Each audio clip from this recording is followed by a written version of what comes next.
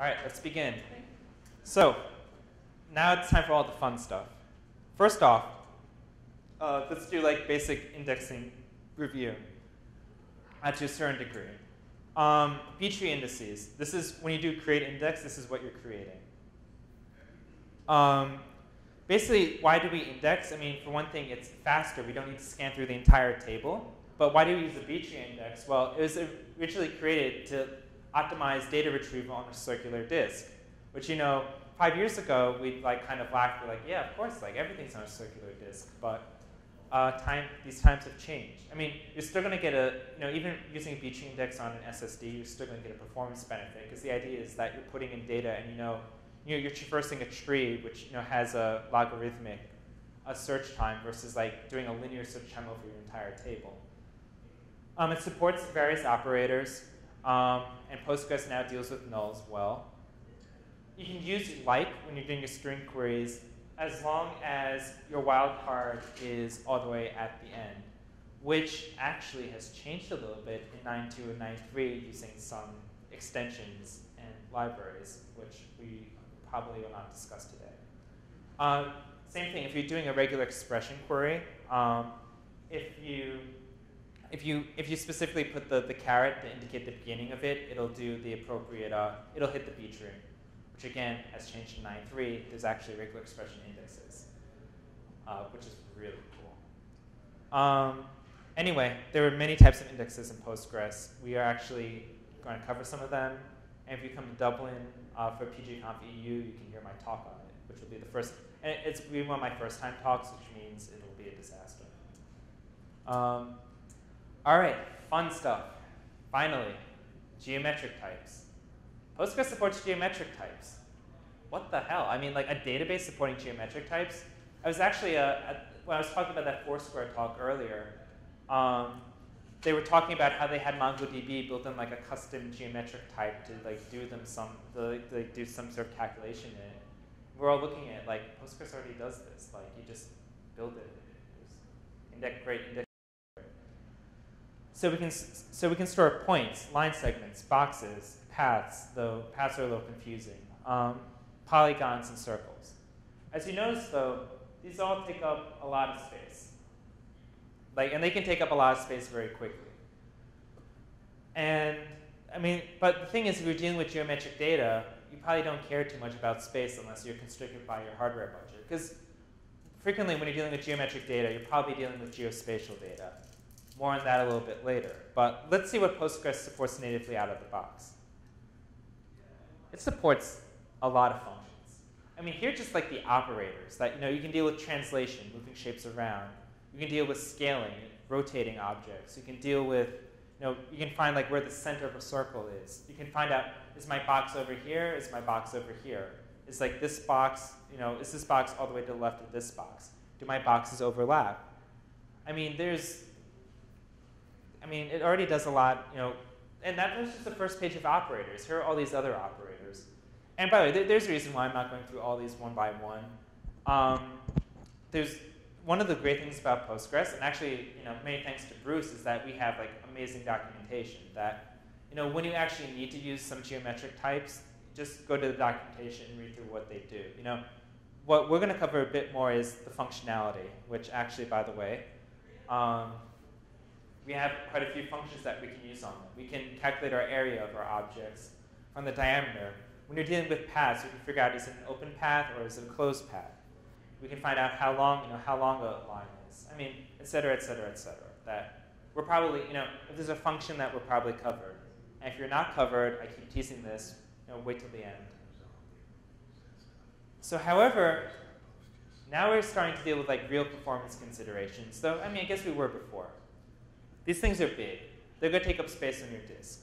Again, if you're dealing with geospatial data, you get that already. But this might not, you might not want to like, store, you might think like, oh, let me store like, 4 points in a box just to like save space as opposed to like keeping like, 4 separate columns of data or 8 separate columns of data. It's probably not a good idea. But indexing. Did you notice when we went back here, let's look at our operators. Do you see an equals operator? Anything representing equality? No. So that kind of sucks. We can't index these, which means our lookups are going to be really slow. Or can we? We can, but we gotta be very sneaky. So Postgres has a lot of different indexing support, and actually there was this old wiki entry somewhere.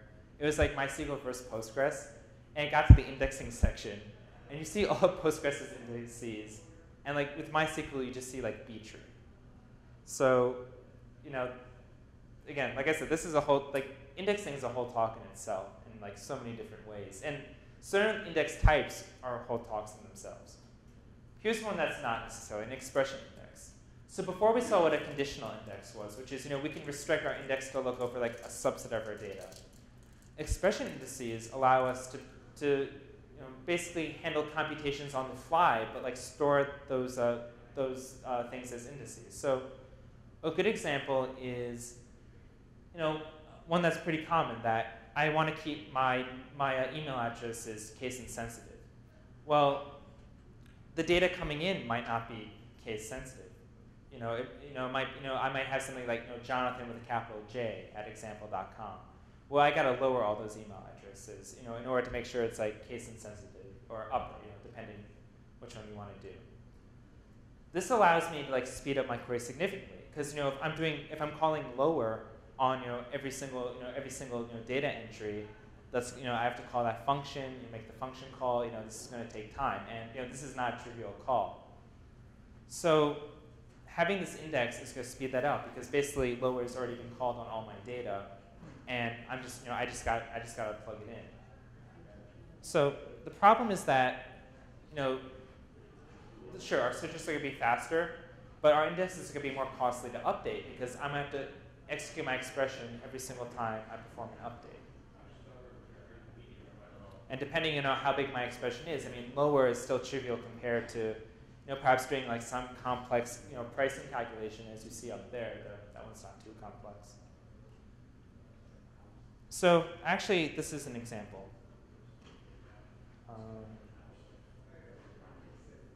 We skipped an example somewhere. Did we skip? Okay, so maybe we did skip one. Okay, so basic on expression indices. So I have this database of email addresses. This will show you, you know 53,000. They're all set to example.com. So the first thing I did was I created this query where, you know, I was looking up, all right, find all the email addresses that match, you know, me at example.com. Okay, we see that, you know, doing this, you know, index-only scan, you know, we match it, you know, it's pretty quick.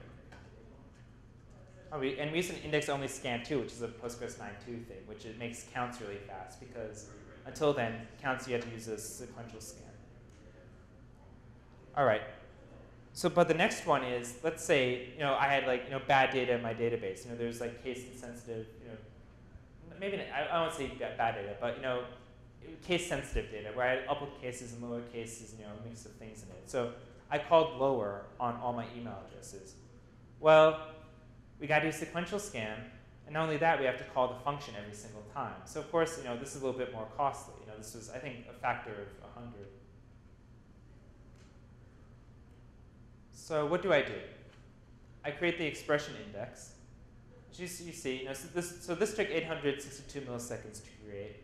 Whereas when we see our other index, our B-tree index took 863 milliseconds. So the case in point in this case, you know, lower is like not as costly a function as, you know, some other expressions, but just know that it could be, you know, much more costly. But notice now, as opposed to taking it 31 milliseconds to run this query, I'm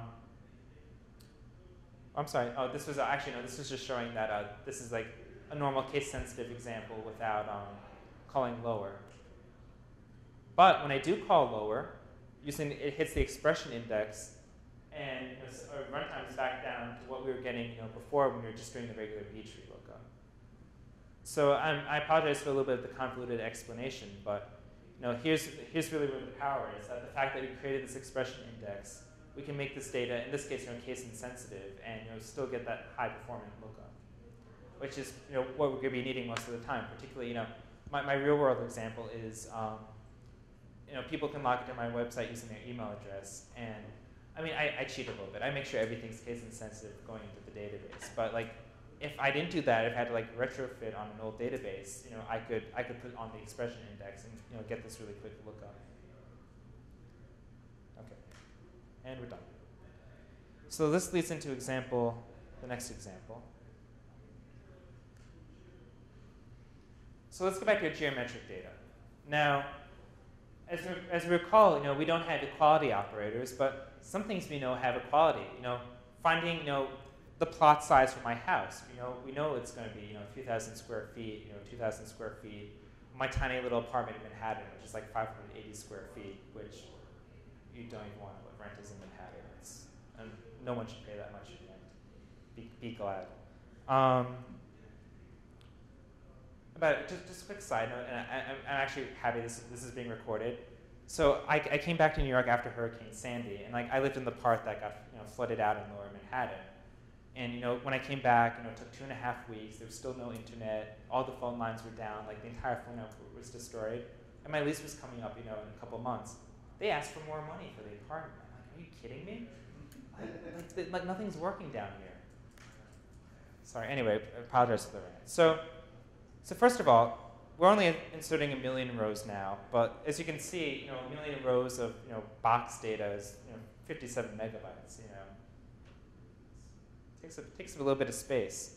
And clearly, if you're doing something like Zillow, when you have like millions and millions and millions, without doing any indexing, without adding anything else to your table, like it's going to add up pretty quickly. So by disk. So of course this speeds ahead. So here's an example query. Trying to find the area of my box, area of my houses that are between 50,000 and 75,000, whatever the unit is I'm using. So all right, 208 milliseconds. If I'm doing like an OLTP application, I'm doing real search data, that's probably not acceptable, particularly if I actually have a lot of users using the site. So let's do better. Let's I think this is, here I go. I'm warming up. By the way, this was just me warming up the cache. Even still, we're still not getting much better. So let's create the expression index. So this doesn't take too long, actually. It's only 1 million rows, so it still takes a second. But now look, we go from 200 milliseconds to 17 milliseconds. So we're getting, a 10 times speed up. Pretty significant. Let's see, okay. Everything in cache. So here's one of those tricks that I have geometric support. I don't have equality operators, but I'm gonna find a way around it. If I'm looking for something like area, I put it into expression index. It's fast. It's awesome. Boom. But we still have all these operators that we should be able to take advantage of. I mean, otherwise it's kind of useless. To do like an overlap, we basically know that an overlap is going to find a defined set of operations occurring with it. So we should be able to index over that. And this is where the Russians come into play. So a lot of the indexing work has been worked on by the Russian contingent of the Postgres community, Oleg, Theodore, and Alexander. And it's actually really cool what they've done is that GIST, it's a generalized spatial tree. I usually get that correct.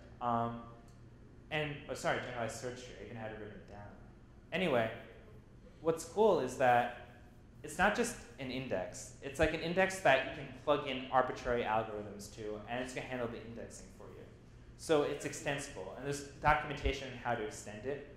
The one thing is, if you actually try reading the documentation, it's very detailed, but like you got to be good at C because it's not trivial. But it allows these arbitrary indexing schemes, which allows us to apply different. We can basically take these complex data types and index them. So GIST supports a bunch of operators. The ones I know off the top of my head, this is like all the way to the left of, all the way to the left including, all the way to the right including, all the way to the right of. I'm sorry, I'm speeding through this. One of these is included by, and one of these is included by. I always mix them up. The way I figure it out is I just go in and I write the query and I figure it out. And this is overlaps. And of course they can be defined, you can define them like whatever you want, but the ones I'm listing are the standards. And these really weird ones, I really don't know. I'm sorry. But the thing is, you can arbitrarily define them. But the nice thing is, across all the Postgres libraries, people have tended to be nice and consistent. Anyway, we're not even going to look at just yet. We're going to look at k-nearest neighbor. And there's a reason why. So like a popular thing, in search nowadays, let's say we're in Chicago. We don't know anything about Chicago. Maybe you did, I don't know. But let's say we don't. We go to Yelp. We look up, where the closest, Chicago deep dish pizza places to the Hotel Saks. Pretty common query on the web nowadays. And the thing is that this follows a pattern that's been developed in computer science called k-nearest neighbor, which is used all over the place. It can be used for machine learning classification, or it can be used for finding the closest steakhouses. And the thing is, we actually have a very nice way of representing it in SQL.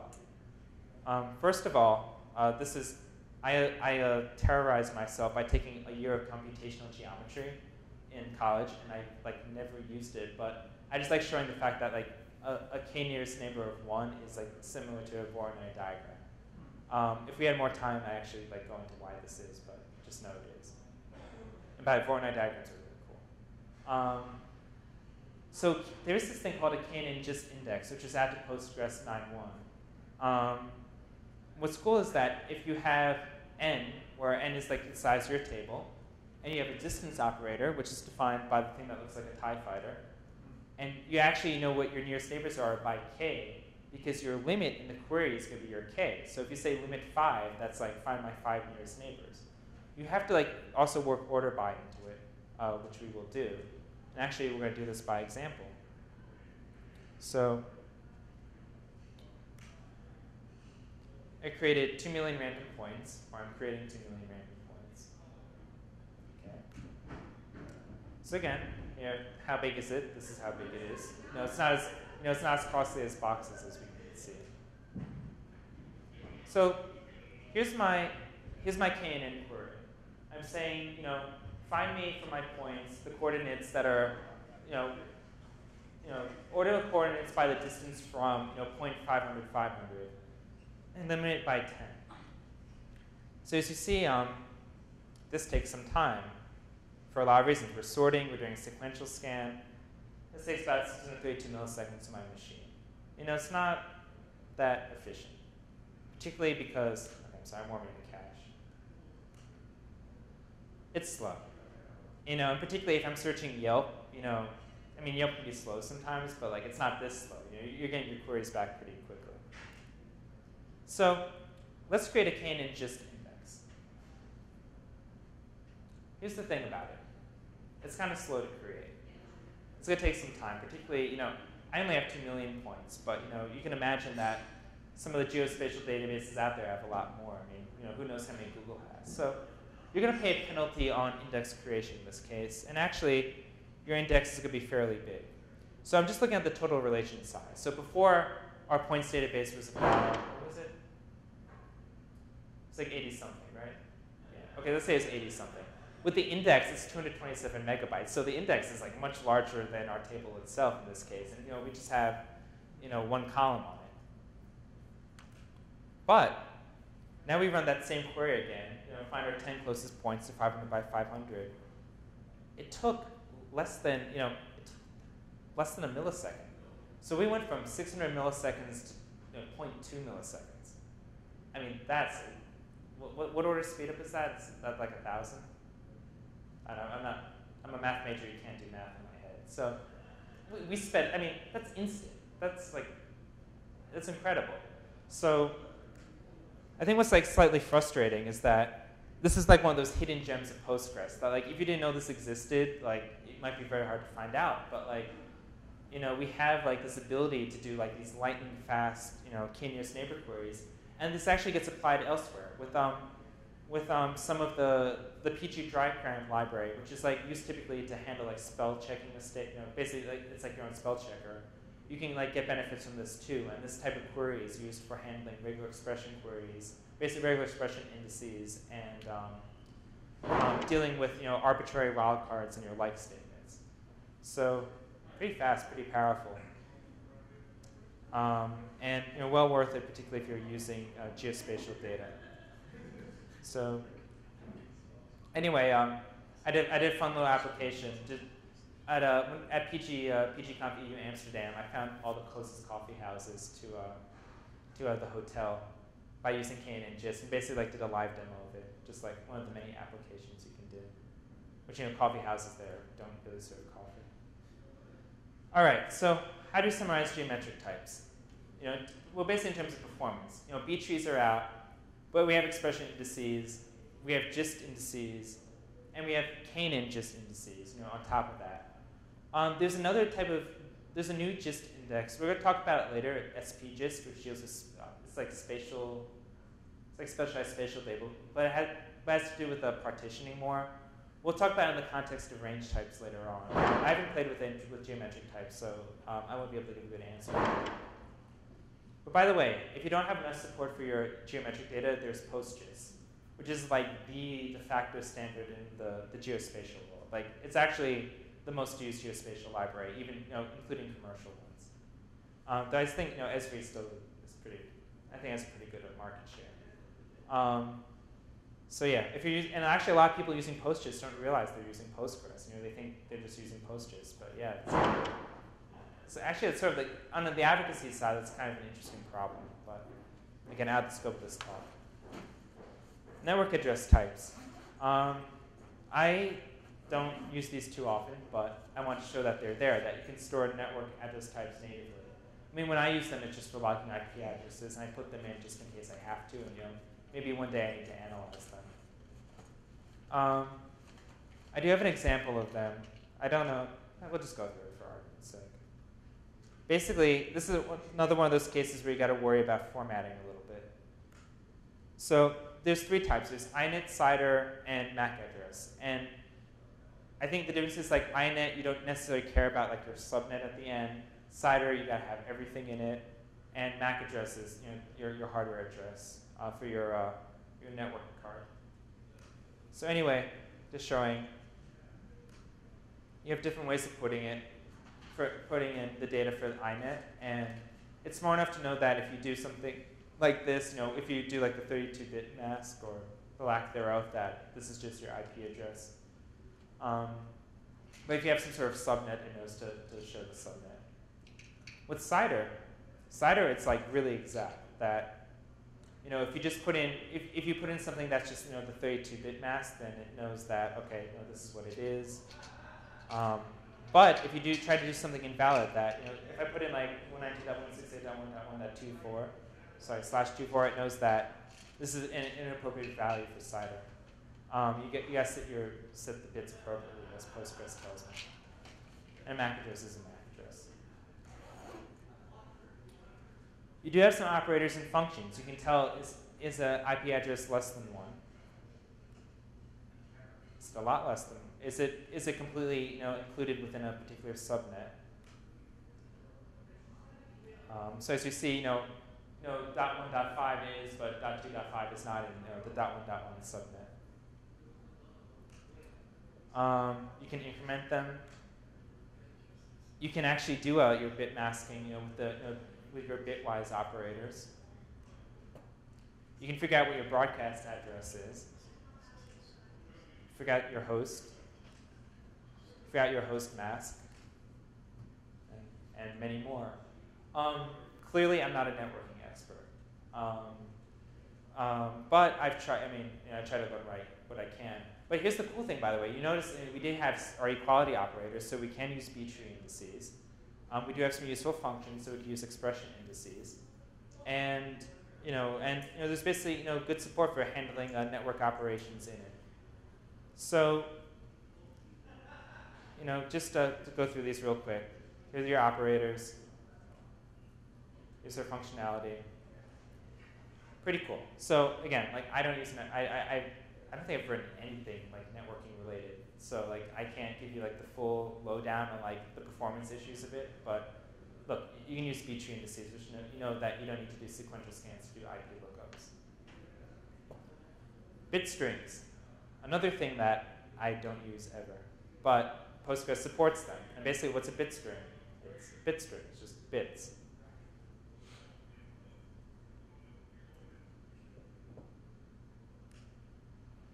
All right. So the way you represent it, as you saw, there's a bunch of different ways, but you could just put a B and then you'll put your string there and it knows it's a bit string. You can basically set the initial parameter for your bit, and if you just like, for instance, put 1 bit, it'll zero mask the rest of it. So you can also have a varying bit type, similar to a varying character. But the thing is, when you actually, as you notice, when I dynamically created my bit string and I declared it as, 1, it zero masked it. But if I tried inserting it into my database, it doesn't do that. It tells me like, hey, you better put a bit string of length 3 in here, otherwise you're storing invalid data.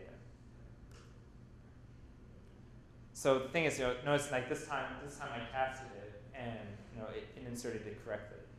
With the bit varying though, it could be anywhere from 0 to 5, as you can see from this example. And if you give it an unlimited string, it can be unlimited. So if I do a select, see my data is there. That's what we expect it to be. And here's the other thing. In my bit varying, it does enforce, it does properly enforce the length of the bit string. There's a reason why I'm being pedantic. We'll see later when we get to arrays. So can I concatenate big strings? Yep. Can I do bitwise AND, bitwise OR, bitwise XOR? I can negate my bits. I can do bit shift, left shift, right shift. Basically everything you can do in C, which is good, because then otherwise it'd be kind of useless.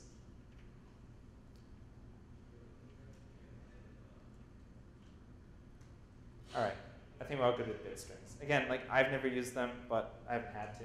I feel like if I had to use like bit operations, it probably would be at the application level. But it's there. I'm sure there's applications you do with it. But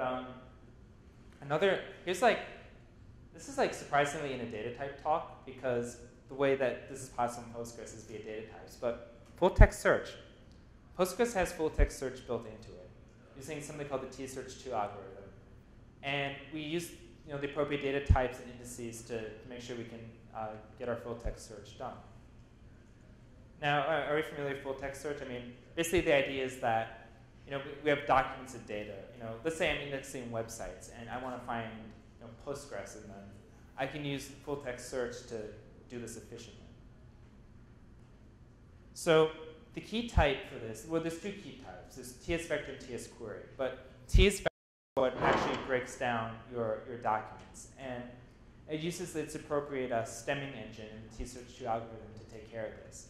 Basically, we're dealing with these things called lexemes. And lexemes are your building blocks for your document, sort of individual tokens that are going to be used by the algorithm to measure exactly what is in your document.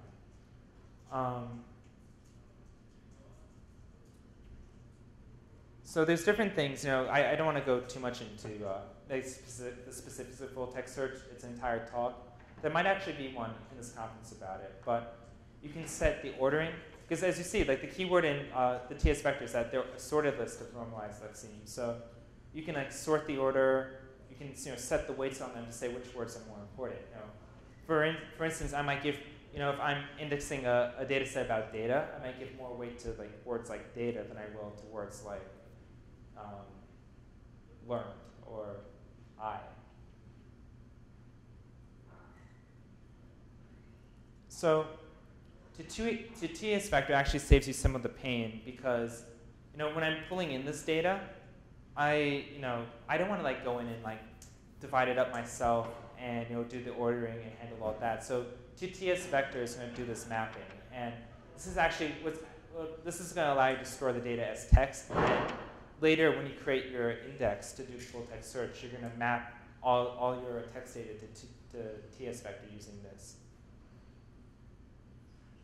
So tsquery is going to allow you to perform the full text search. And you actually got to be careful that you have to put into the appropriate lexeme format, which I learned while putting together the demo slide. You have 3 operators, and, or, and not. And means, look for documents that have both of these words, or look for documents that might have this word or this word, and not is make sure it doesn't have this. And the thing is, you can combine it like in any way that you like. So make sure the document has Postgres has Postgres and Conference, or Postgres and PGDay, but not MySQL. No, you can string them all together like that. So here's an example.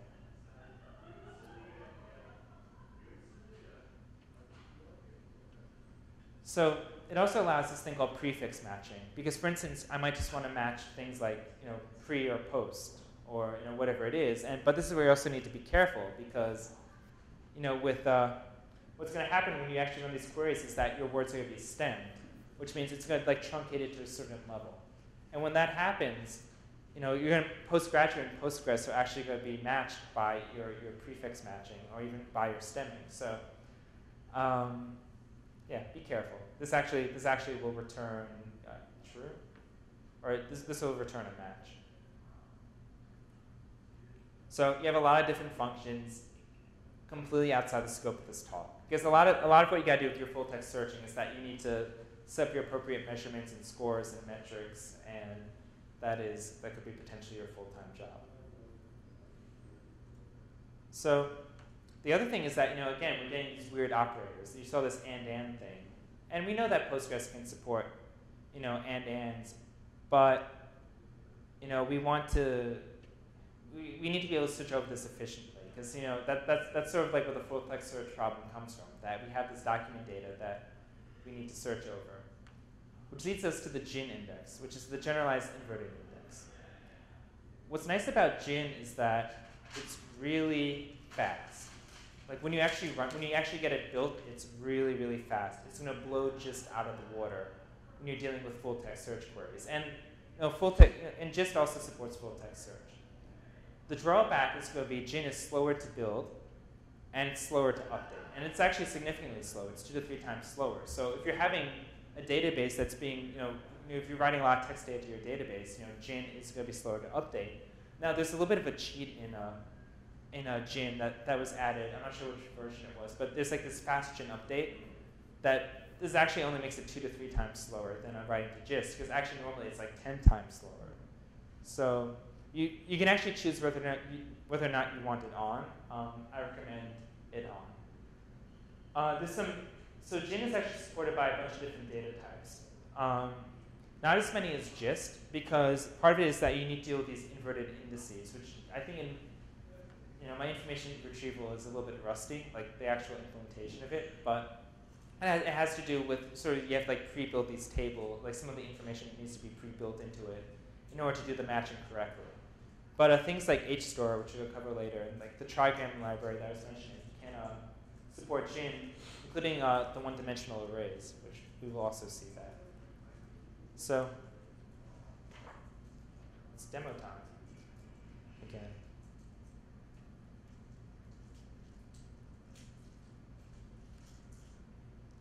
All right. So I actually already created a text database to search over. Actually, I took it from one of my databases. I basically had spidered some venue data from across the US way back. And I took all the descriptions from it and put it into a database. And I basically want to run this query, like find me things that have the word venue in it or event and space. Which, by the way, if you do event space, like as separate words without the operator, it's going to crash and burn. It's not going to let you do it, basically. All right, so I did a sequential scan on it. Okay, whatever. This is our baseline configuration. So first we're using GIST index, for argument's sake, because you can use GIST. And again, GIST is good for dealing with, well, it works. And just if you're having a lot of writes to this database, it's going to be updated a lot, you might want to use GIST. GIST is going to break down when it gets larger, though. There's actually a really good benchmark that Hubert Lubachevsky did back in 2009, showing sort of like the limits of GIST and GIN on full text searches. Anyway, we created the index. It didn't take too long. And all right, we got a speed up of about 3 times. Okay, pretty good.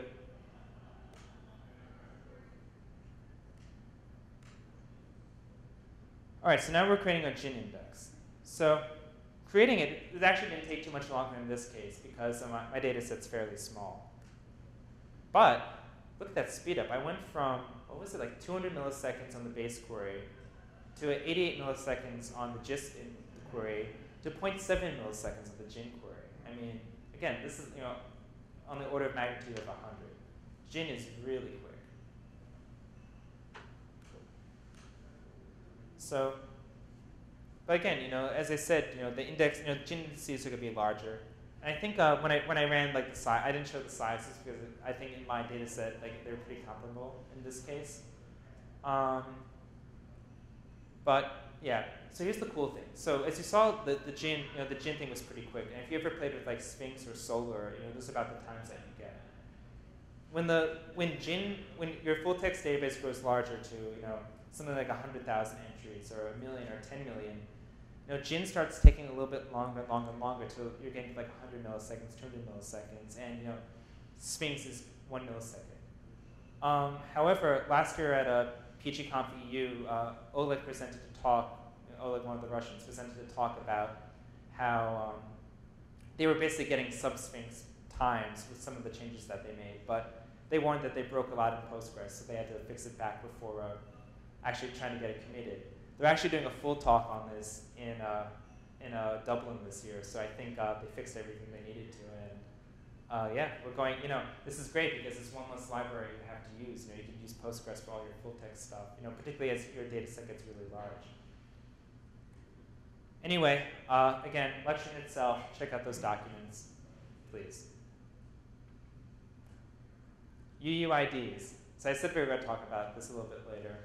What are they used for? Universal identifiers. So like if you're dealing with like distributed data, multi-master data, the idea is that this identifier can be created and it's unique. It takes up 16 bytes. These are all the formats Postgres supports for it. And to actually generate them, though, you need to create the UUID in the OSSP library. So if you build Postgres from source, you got to make sure you include the compiler flag to actually support this. And you still have to create an extension on top of it. And create extension basically means load this library into Postgres. So you have basically it supports all the different UUID generation types. Unfortunately, I couldn't get it compiled on my Mac. My UUID header is just broken, so no demo. But I mean, it's not too exciting. We just see UUIDs generate. Who cares? XML. Anyone still use XML?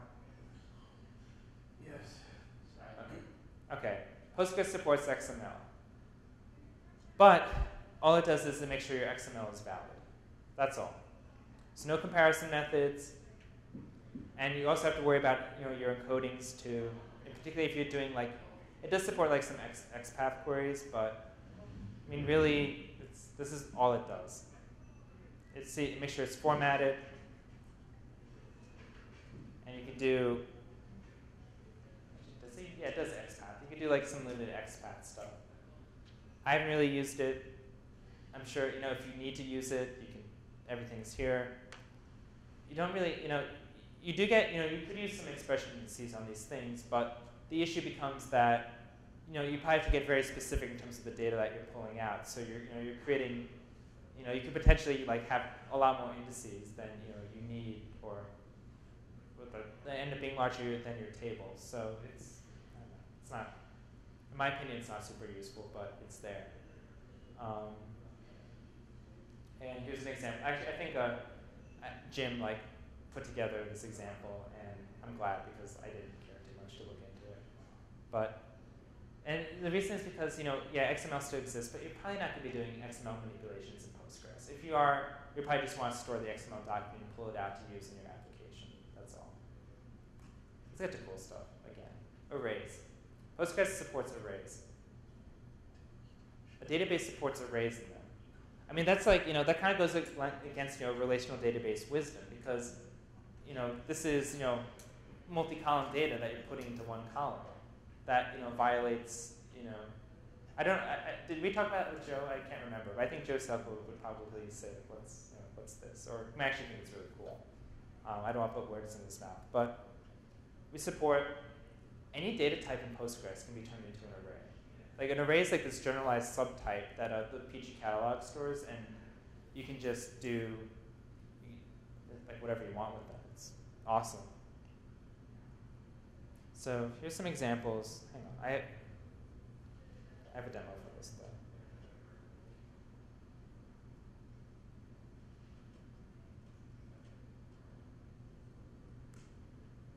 So first, arrays are one index in Postgres. I'm not sure why. I probably have to look it up on Hackers, but here's the thing. So I have an array, integer array 1, 2, 3. I want the first element. It's got to be 1. Deal with it, I guess. Arrays, though, can also only be of one type. So, for instance, in Python, I can create a list is the equivalent of an array. Make a list of like one, like text data and a date data, and I don't know why, but like I can. But there are reasons why. But anyway, Postgres you can't. It's gonna say no. It's gotta be like one type. That's how we define it in the catalog. Get over yourself. Arrays can be composed. You can have multi-dimensional arrays, 2D arrays, 3D arrays, 4D arrays. I mean, like I said, it's really robust. Now, here's a good question. Can we have multi-dimensional arrays of mixed types? Because, well, I couldn't have an array of, I can have like an integer next to a text, but maybe I can have an array of arrays, and one's an array of integers, and one's an array of text. Well, no. Because when you look, the subtype catalog actually looks up, what your nested type is, and it does, you can have like text with like, multiple dimensions, but you can't have like, you can't declare it as like int with like a subdimension of text as subdimension of int. It won't work. Which is probably a good thing. Where are we? So storage. What happens when we actually store them? So look, I can still, because as you notice, there's some things we can create dynamically that don't translate to when we actually store them in a table. Well, this actually translates pretty nicely. That, I can store my multidimensional arrays, and they're there, and they display. And also, by the way, as you notice that the array output syntax are the curly braces. They're not the square brackets that we're used to when we're dealing with array data. So, the nice thing is like Postgres drivers tend, well, we hope Postgres drivers tend to account for that. But I think some of us have learned the hard way that some don't. So you need to be able to interpret the data appropriately on your end if it doesn't do it already. The CyclePG2 library does the mapping to the Python lists. So there's some advanced accessors. So I can do a range. So I'm saying, start from 1, give me 2 elements out of it. That works. Start from, actually, I'm sorry, I messed it up. Start from 2 and stop at 3. Give me those elements. That works. So some programming languages allow you to go backwards in the array, like do negatives. Postgres doesn't let you do that. Was that ever discussed on the list, or was just? Maybe I'll raise that. I don't remember discussing. Okay, I might raise that, and I'm sure I'll get like please submit a patch. Be worthwhile. Caveat emptor: be very careful with your array syntax. So to us, this makes sense. Give me everything from 1 to 2, and give me the first element of that. But I'm getting an empty array. Why? That doesn't make sense. But if I put it in parentheses and then I ask for the first element, it'll give me that. So be careful. So look, so what are my array functions? I can concatenate them. So actually I'm jumping ahead a little bit, but I can concatenate arrays, which is nice. Now limits. So I can insert. So basically, I can say, all right, I want an integer, an integer array. My limit's 2 on the size of it. So look, I inserted this and inserted fine. So wait a second. So I just took an integer array of size 3 and I inserted it. So what do you think happens when I select the data? Do you think we cut off the last element? No. Postgres doesn't enforce size restrictions on arrays. I think the idea is that maybe one day it will, and I think it was built in to support that, but currently it doesn't. So for you, that's more putting a number, basically putting in the size of the array is more for your guidance to let you know, like, okay, this array might be, max size 5. So yeah, if you're expecting, restrictions on it, you're not going to get it. The way you would do that is you would put a check constraint on the array size function to limit how large it would be. Anyway, let's work on data accessing or querying arrays. So here's our sample data set. I can do something, I can subscript and say, find me all the arrays with the first element is 1. Find me all the arrays that contain, the element of 3 in them. Find me all the arrays where every single element is 3. So this is pretty cool. But notice this, like this, the all and any syntax is a little bit weird, because it's sort of like this is almost like a reverse Polish notation thing, where we're going backwards. So I've tripped myself up on this many times. So this is more just like beware, it's there, it's powerful, be careful. Now, how about dealing with overlaps? Yes, Bruce. What happens if you put the 3 at the end? What does it do? It will scream.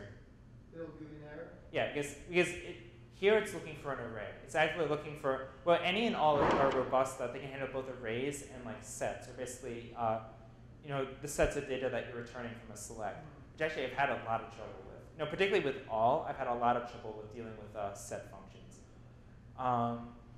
But yeah, any is a little bit easier to deal with. But yeah, it's if you just put like, if I put an array there, it would work. But in this case, if I'm querying from my integer array list, that's not going to make any sense because I'm trying to find the arrays in here that contain 3. So overlaps. Let's say I have an array of 4 or 5. Does that overlap with any of my arrays? So yes. And this sort of like does an any query. Like, is there any overlap between my arrays? And here, as you see, 2, 3, 4 does overlap with 4, 5. Pretty intuitive. Does my array completely contain 4, 5? So yes, there's only 2 arrays that do that, the 3, 4, 5, and 4, 5, 6. And this operator is reversible. Like, does array 4, 5 completely contain any of the arrays of my data? Which actually, that would return nothing because it doesn't. So can we update arrays by their individual elements? Yep. Can we update a range within our arrays by another array range? Yes. Cool. All right. So how about indexing? Because again, this is not useful if we can't index. So I create my a larger table, a million arrays of integers, like 1, 2, 3, 2, 3, 4, etc. Okay. Here's the size. It's relatively, it's kind of large, but it's okay. So first, I'm going to do equality. So as you expect, I didn't create any indices yet. So we get sequential scan. It's about 200 milliseconds on my laptop. Now I do equality with a subscript. Again, sequential scan. As we expect, I didn't create any indices yet. And now I also did this one with any. Find any that exists in it. So again, sequential scan, calling the function. That's our runtime. Nothing magical. Oh, and lastly, overlaps. All right, so we have all our baseline numbers. So first, we're creating a B-tree index first. So when if we're looking for the full array, we're going to hit the index. We're going to get, it's going to be lightning quick, 100 times speed up. If we're looking at the individual subscript, we're not going to get any performance benefit because we're actually having to go into that data and pull out the individual information. So the B-tree index is not going to cover that in this case because, this is we can't, we're diving into another dimension. So we'd have to have a special index on top of that to get at that data. And also because, as you see, we could store arbitrary lengths of data. We don't necessarily know what is where in our arrays. So it's a little bit harder to create an index around that. So of course, when we deal with overlaps, as we know, overlaps are one of our special operators. So B-tree index is not going to cover that. However, let's go back to our GIN index, which was really quick. GIN actually supports arrays, as we saw a little bit earlier. So again, it's going to take a little bit longer to create a GIN index than a B-tree index. But when we do our overlap, we're going from, again, 100 times speed up. We're going to go from 200 milliseconds to a fraction of it on my machine.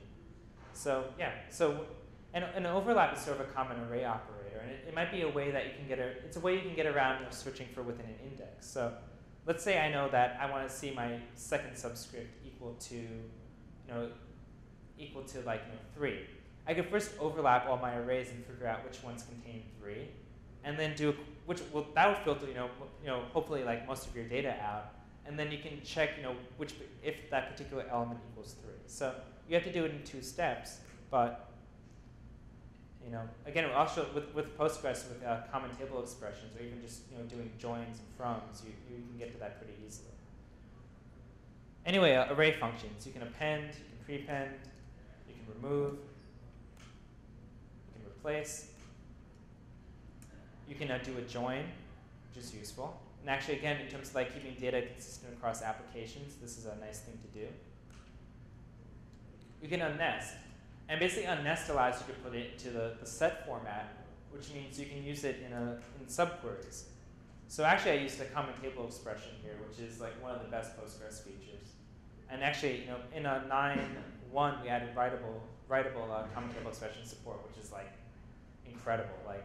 I've done mass data imports. It's one giant query, and they all build on each other. So I have all the data I need from the previous queries funneling into the final one. So, but yeah, this is a basic example where I nest an array and then I do a sum on it, in the next part. Pretty simple.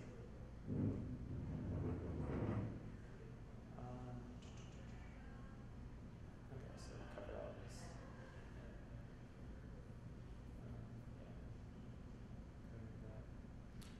All right, last part. So I didn't create an example on this because it's kind of hard to build.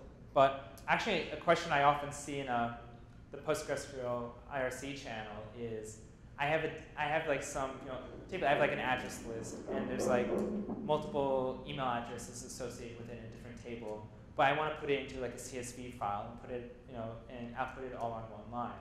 How do I do that? And typically it's it's not. That's sort of the nightmare in relational database world is that we don't live in Excel. We can't necessarily just put arbitrary data all together. But we can actually get it started and pretty much do it. And one of these functions that helps is arrayAg. So basically, arrayAg works when you're creating your aggregate function. You can group things together into an array. So you sort of get a sublist within there. And it makes it much easier. You can basically put everything all in one line. And it's probably easy to pull into an application and then create the appropriate separation in there. You can probably do it in SQL. You might need to use a procedural language thing in Postgres, but it's a pain. You know what your separation is? Yeah. It's on each bucket. You do array to string, replace commas with whatever, replace brackets with nothing.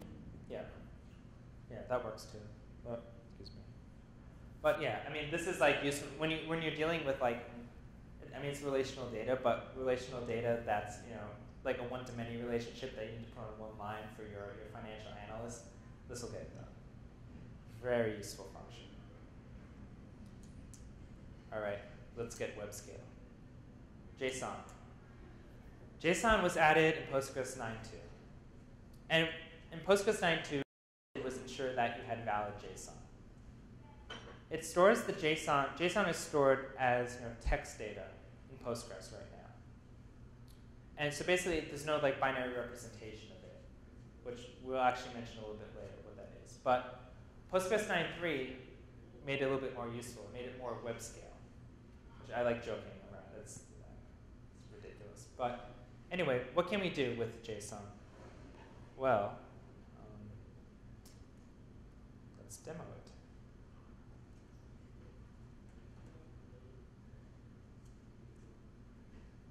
So first, there's a ridiculous query I want to show you using JSON, which, if it was, I'm still going to show. It's actually a real query that I use. Some stuff is redacted. But basically, one of the requirements for my application was to pull an address book data allowed to be exported. Now, our address book can have multiple email addresses, multiple phone numbers, multiple addresses, just a one-to-many nightmare. But of course, I need to export this to Excel, which means our clients need it all in one line. And there's only so many tricks I could do to it. So first off, this combines a lot of goodness in Postgres. You see the arrayAg we were using before, we're using some other stuff. But here's a cool thing. I'm actually using an array of JSON. And the reason is because in my address book, I have labels before my email addresses, and I have the email address itself. Because I might want to label it work or home or whatever it is, whatever they want to label it as. So I create an array aggregate of JSON types that then I bubble up somewhere, and I'm sorry. First I grab the data here, and then and then I do the aggregate here. And what's cool is not only am I converting it to JSON, which makes it easier for me to parse the data once I get into my application, it enables me to, know I can basically put like the labels and the actual data all together in like one simple data structure to iterate through, and make it much easier for me to get it all in that one line in the Excel spreadsheet. So, yeah, this is an absolute. By the way, as you can see, this is an absolutely ridiculous query. I loved writing it, but I sort of like hated myself for having to write it. But the nice thing is that I don't need to update it ever again. So, okay, I actually thought I was just going to show the query, not actually explain it, because I didn't actually explain JSON in Postgres, but we saved some time on the back end. Anyway, so what are the JSON functions we have available? So there's something called row to JSON, which, as you can see, takes up a little bit of space, but it's I added a million rows of integers with ID. Well, I didn't add IDs here, but a million rows of integers. You can tell, this makes sense. About 64 megabytes. So the default label, if you're using something like row to JSON, the default label is to use something with f followed by the number in terms of the order it is in the tuple. So f1, f2, f3 in the case of having three items in my tuple. If I want to extract a value, there's this operator, what we call the arrow sign. And basically, this enables me to get data out of my JSON. Now, comparisons. Let's say I'm trying to figure out what this is actually the thing at f2. Does it equal 3? Well, this doesn't work. It says there's no operator does not exist. J is not the integer. So this is returning as. When I pull the data out, it's returning as the JSON type, not an integer. And even if I cast it to an integer, because I know it's an integer coming out of it, it won't let me cast from JSON to integer. But if I use a different operator, which is the minus, greater than, it casts it to text. So from there, it knows that, I can compare it, make a text comparison to it. So a little quirk with our JSON data type. Now let's get to performance. Now, as you see, it's a little bit of a pain to get. Right now, it's a little bit of a pain to get our JSON data out, but at least we can do it. But if I want to do an actual comparison, so in this case, I'm looking for 311. Again, this makes sense. I'm calling a function and I'm getting the information out of it. So yeah, it's going to be a sequential scan. I didn't build any indices. But compared to Postgres 9.2, I can actually get the data out of it, which means I can use an expression index, which is great because this enables me to efficiently query this. However, as you can see, this is taking some time to build, and it's fairly large. And by the way, I'm kind of stuck that I can really only pull out one part of my JSON object at a time for comparison. So sure. I just sped it up by an order of magnitude of whatever it was, 100, maybe more. I forget the original number. But I'm kind of limited in terms of what data I can actually pull out at this point.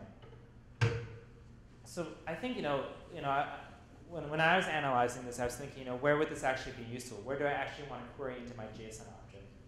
And I was thinking typically with like API data, like the lingua franca on the web is now like sending JSON data through APIs, and they usually have some sort of identifier in it.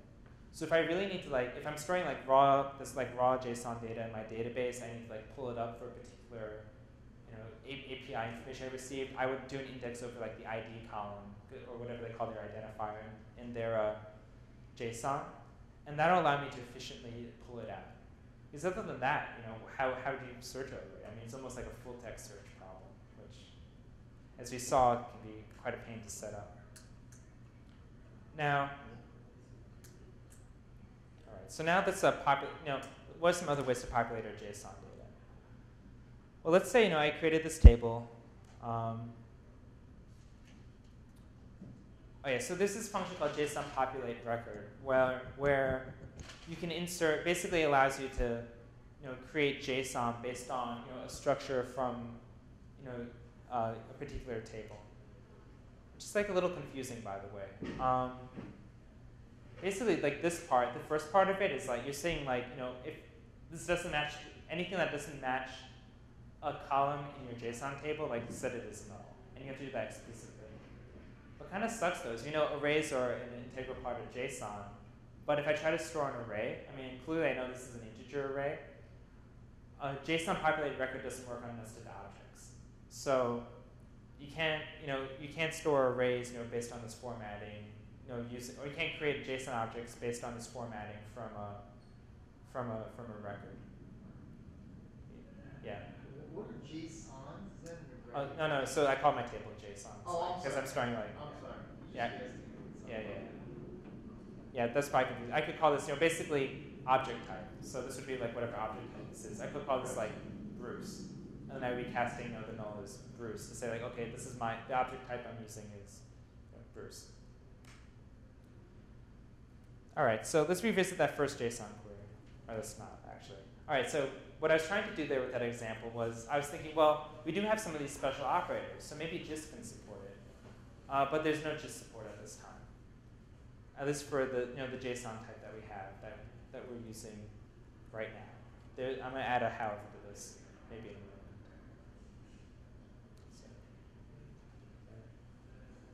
moment. So another way to access JSON, you can use like a path to, if you have like some really big nested objects, you can use this operator, which you put in as a list, and it'll find it. I mean, again, this is something like just look at the docs. So some other functions, you can convert things to JSON. You can actually iterate through all the keys using a JSON each or JSON each text. Actually, I'm sorry. It actually unnested, so it actually puts it into set format, and then you can for instance, like plug into CTE and do queries on it, join it, have fun with it. And yeah, this one just unnests all the keys. That one we did. That one we did. So coming full circle, so JSON aggregate. I think I used it in that function, that SQL call I was using that I showed you earlier. But in case I didn't, similar to array aggregate, you can actually aggregate all your data to JSON. So you have all your appropriate labels from your table there with the data next to it. So that's pretty cool. Now, there's actually a debate going on in terms of the future of JSON because we just are storing it as text right now. It'd be nice to have a binary storage of it. HStore, which we could talk about in a little bit, it's basically a key value store in Postgres that is already binary stored. And demoed at PGCon in May was nested HStore, which again, Oleg Theodore, I think Alexander worked on it a bit too, but basically nested HStore can be mapped. You can map JSON to nested HStore with this extension and vice versa, and get this binary storage and basically the power of like the GIST and the GIN indices on it, because HStore supports GIN. This is still in the experimental phase. It might make it into Postgres 9.4. Actually, one complaint I raised while I was there is that HStore uses different operators to access the data than JSON does. And I was like, can we just unify the operators, please? Because it's sort of like both sides are kind of like coming together that just make it easy to access both. And ideally, it would be the dot operator, but unfortunately, the dot operator is heavily loaded already in SQL, so we might need to use that that arrow operator or something. But we'll see what comes out of that. All right. So we are starting to get a little short on time, so we're going to skip the stretch break and head right into ranges, if that's okay. And we might have to go through ranges relatively quickly. Ranges, another multidimensional data type that Postgres handles. So what do ranges do?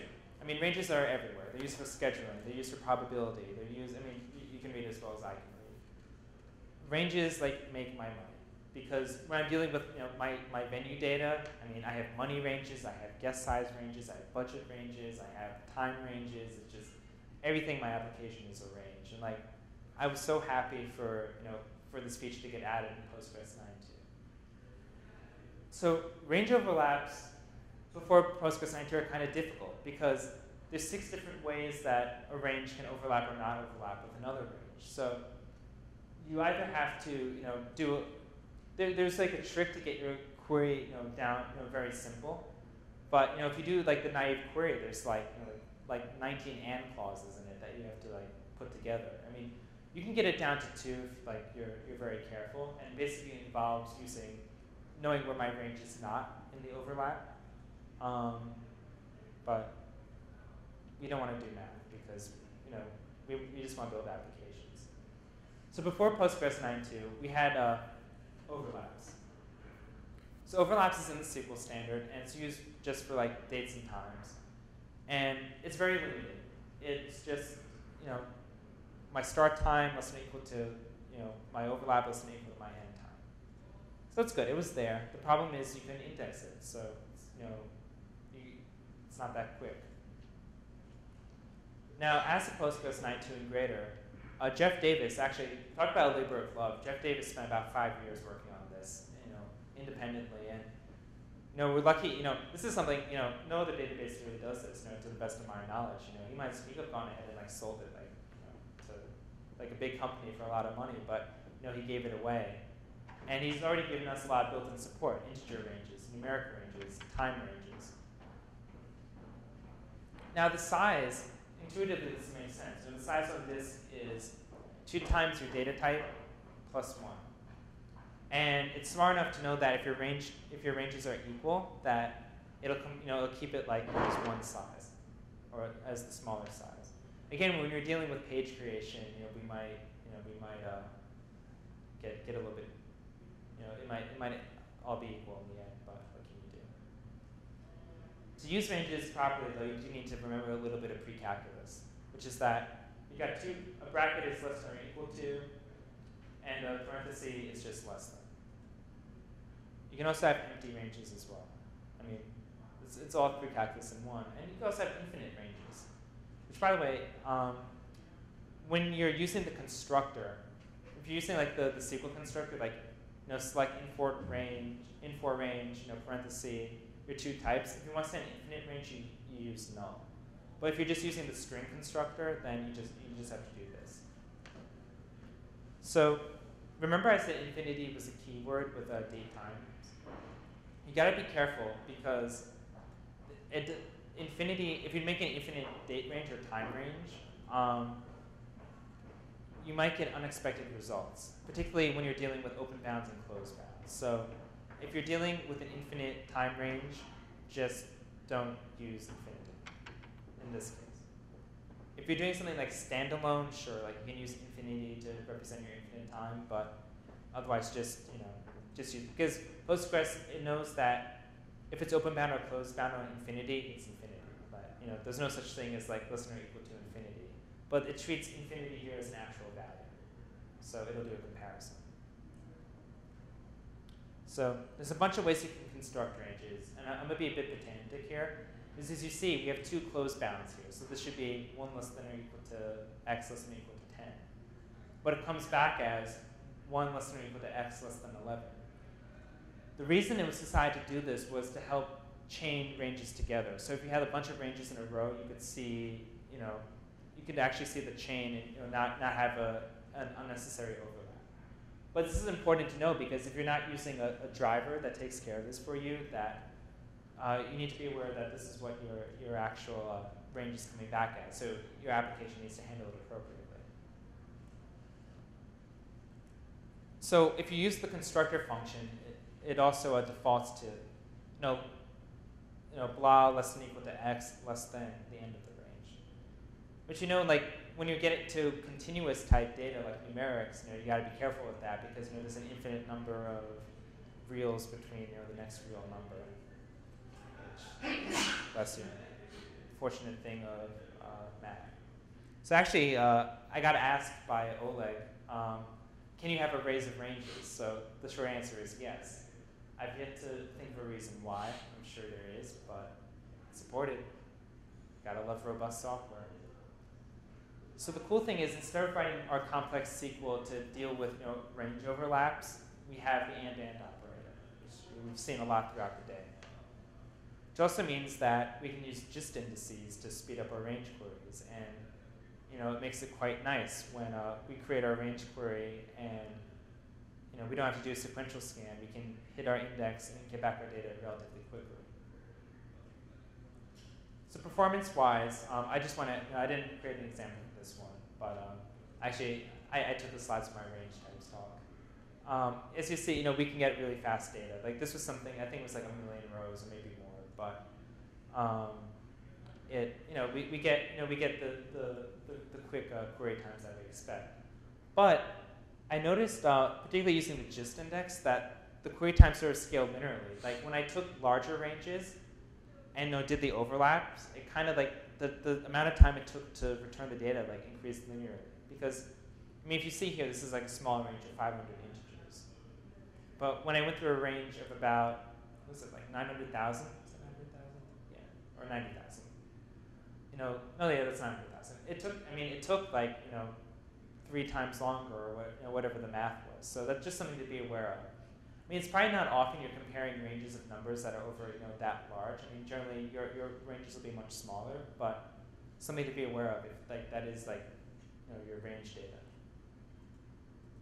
So Postgres 9.3, there's something new called SPGIS, which is the space partition generalized search tree.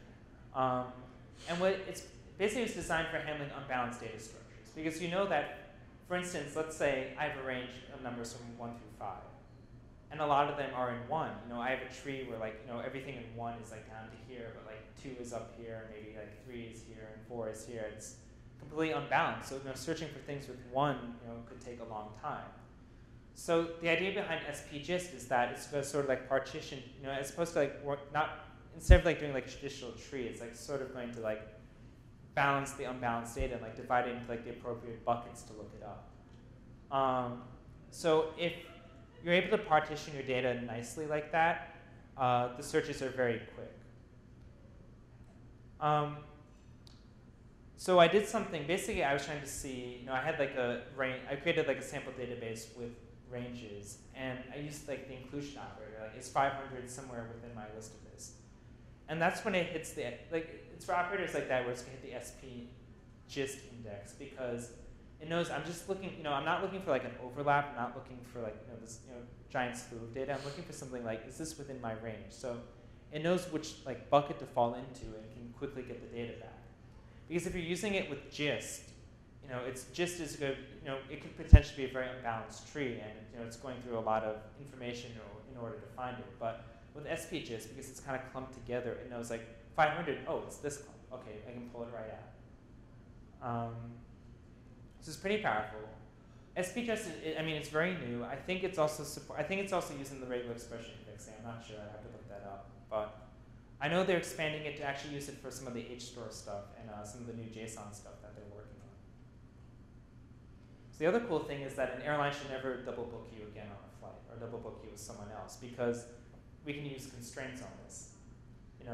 Basically overlap constraints. That if I try to if I say, okay, don't allow my travel range to overlap at all, because I can't be in 2 places at once, it'll raise hell in the database and say, all right, nope, you can't double book it. So actually, here's the thing. So with my schedule database for my event data, you would think that I would use this, oh, this is great, I'm not going to double book a space. Well, unfortunately, there are real world considerations in the venue world where sometimes you do want to double book. So I've not added this in yet because I might have some unhappy customers, and I don't want that. Ranges can also be extended very easily. So here I created IP address ranges just from doing create type init ranges range, adding the subnet. There's some more slides further on about creating more complex types, but just showing here's something very simple you can do. And we don't care about that now. Composite types. So let's say you want to create an aggregated type of whatever it is, like address data, and you want to store it all in one place. You can do that with a composite type. Pretty easy to create. It's similar to struct in C, or I guess classes in every other language.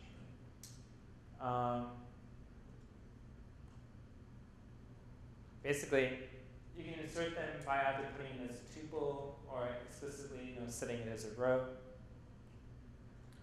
The way you access them is actually the dot operator. I actually realized, well, that's actually because it's part of your table syntax and you're selecting your data syntax, which makes me wonder if we can actually do this with JSON too. So I'm going to talk to an internal person about that. You can pull data out of it. And what's cool is with the row to JSON function, you can actually take your composite types and turn them into JSON and then ship them off to your web server or wherever you want to send them. It's standard serialization throughout your application. So yeah, it's pretty cool, nice and easy. Now, the thing is, if you want to handle indexing, I think it's a word with indexing, but equality is not defined for your composite types by default, so you're going to have to create custom operators. And of course, Postgres has this built in for you to do this. So you do have to create a procedure somewhere. That's part of the declaration, and you have to determine what's going to make an address type equal. You can use a procedural language function to do it. You can be hardcore, put it in C, and then link it in that way. But you just got to follow the syntax for doing it. And examples of custom data types. Beyond this, we mentioned Postgres earlier. There's actually BioPostgres and Postgres, which have all these biometric data types. And there's some that's actually built right into Postgres, like HStore. So actually, these were Jimmy's slides, because he's actually created more custom types than I have. But he wanted to show how easy it was to create a tiny int, which I know is in MySQL, which is basically a byte. I'm just going to zoom through these. Basically, you have to define an input function, an output function, and you have to create the type definition, and that's it. Because which makes sense. You gotta know how to store it, you gotta know how to pull it out. It's not hard, and you can extend it further. You can declare equality operators, inequality operators, all those and you saw all the and you also saw all those other random operators that throughout the course of the presentation too. And what's nice is that you can do this on your own without recompiling Postgres. You just add your C, compile it, and do create type, and it's in your application. So extensions. pgcontrib has a lot of extensions. The Postgres extension network, pgxm.org, also has a lot of extensions too. The new hot ones are the foreign data wrappers, which will allow you basically to read and write to other databases from within Postgres, and including Postgres itself, but also the support, I think, for MySQL, Oracle, Hadoop to some levels, Redis, file types, Twitter, not Facebook, but Twitter for sure, etc. And what's nice is Postgres 9.1 and above, which you're all running, you just do create extension and the extension name. Postgres 9 and below, it is much more painful. So that's why I just upgraded. Postgres 9.1 is stable. It's been around for years now. But you should upgrade to 9.3, of course, because it's awesome. So one of them, cubes. I don't really want to spend too much time on cubes. They're there. You can define them. They actually, here's the funny thing, by the way. All other geometric types don't support equality operators, but cubes do. I don't know why. I think I looked into it. I think there's a reason why, but maybe because they're all defined as tuples, but still, it's points should have equality defined on them, because 2 points are equal to each other, but you don't necessarily know if a box is equal to another box. But anyway, you have overlap. You have does a cube contain another cube? Does another cube contained by a cube? So you can use both B-tree and just indexing. Let's do HStore. This is our key value store. This is which, by the way, this makes Postgres web scale before there's a term for it, because HStore has been around since 8.2 or 8.3. It's been there forever. It just keeps getting faster and better. Basically, you store it like this. Makes sense. Key value looks like a hash. I think wasn't this the Ruby way of doing it? I can't remember. I'm actually, no offense to anyone who uses Ruby. I love Ruby as a language, but I'm glad I stopped using it. You can have the way you declare HStores. You can have arrays, arrays of of 2 elements, and it'll convert it properly. If you have an array like this, it'll convert it like this. If you have a row, it'll convert it. I mean, just logically, it makes sense. The way you pull data out of it is this operator, which we saw from JSON. And if we want to pull out an array of data, basically an array of keys, we can pass in an array for that, and it'll pull out 1 and 2 in this case. We can delete data from it. So now I want to delete JM, it's gone. I just have this one now. I mean, which you probably would use with combined with an update statement. So this is now this is not too useful unless we can actually compare data in it, which we can. If I want to see if an HStore has the exact key value pair, I use the includes operator. But if I want to see if it contains, this is a terrible example. So I think this is referencing a key, but let me make sure because this is not a good example.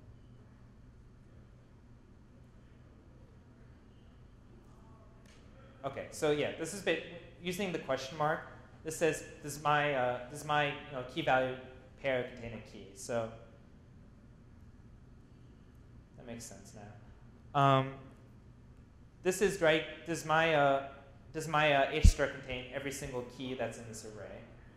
If you add the AND operator on it, and this one is does this contain any of these keys in it?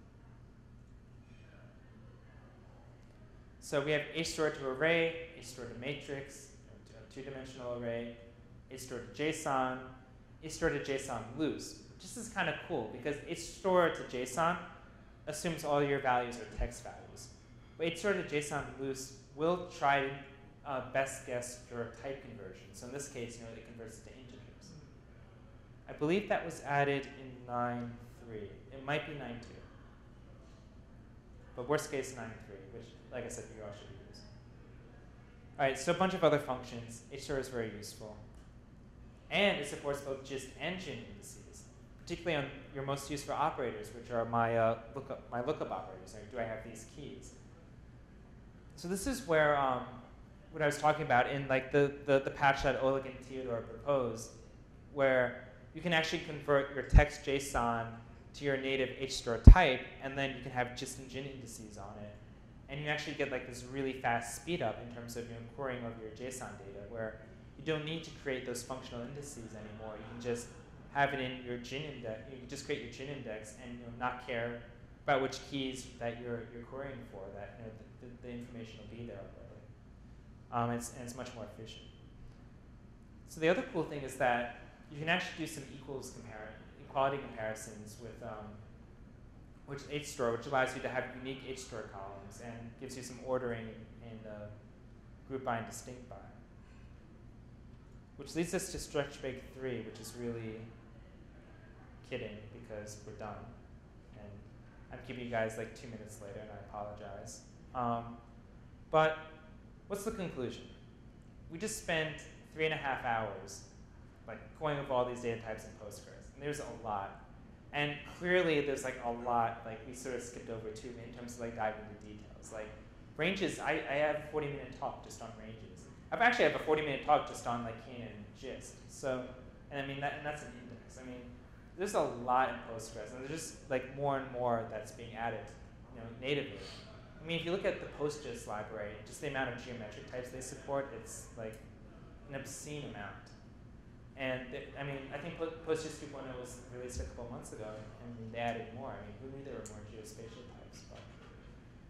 So, and the nice thing is, if it doesn't have what you need, you can create it, whether it's a composite type, whether it's a custom type, and whether it's something that you think is like worth contributing back to the community and like trying to get a contrib module, like getting it included in core. I mean, I feel like in Postgres 9.4, like HStore, the new version of HStore might even be added into core at this point because key value store is so useful.